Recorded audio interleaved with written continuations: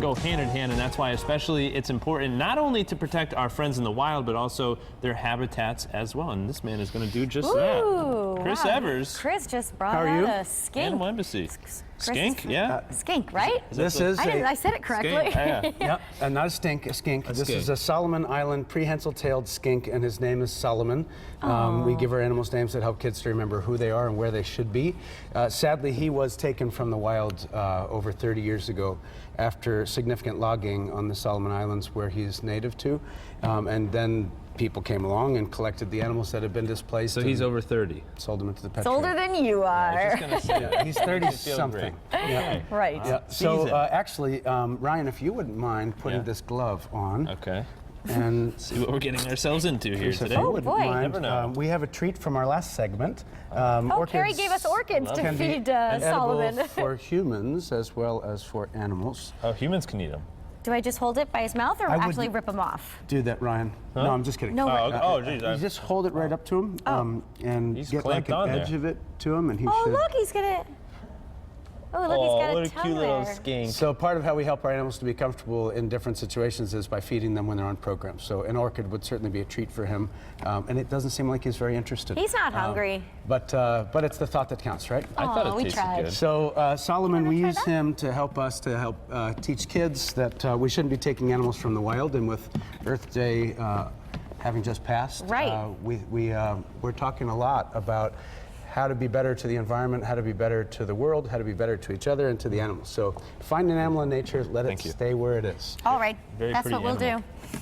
What else do you have for us, Chris? So that's a very unusual creature there. We have a ferret. It's also called a monkey-tailed skink, which I think caused a little bit of confusion. Right. We thought a monkey was coming on the show, no not a monkey. Today. We can arrange that. At some point. Next time we'll bring monkeys. I don't know about next time, but okay. So the next one.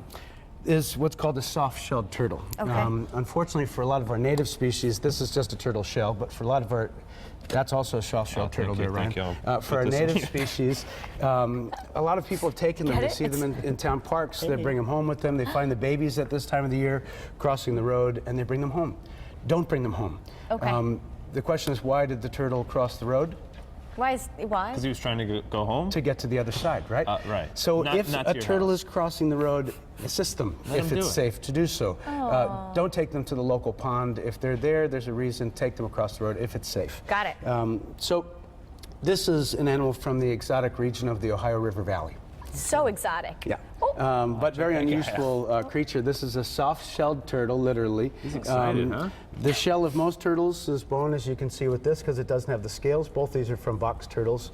That one's older, so the scales have come off. Look at that little face. He just keep popping in and out. Well, being a water turtle, they're a little bit nervous. At this time of the year, you might see turtles coming out of the ponds to lay their eggs, and some of them may be snapping turtles. Best to leave them be. Yes. Aquatic turtles are nervous. I feel like we're bothering him. Should we put him back? Well, he obviously is a little bit nervous, but it's a great thing to get to see. Guy. A little stress is okay for everyone. Too much, not a good thing.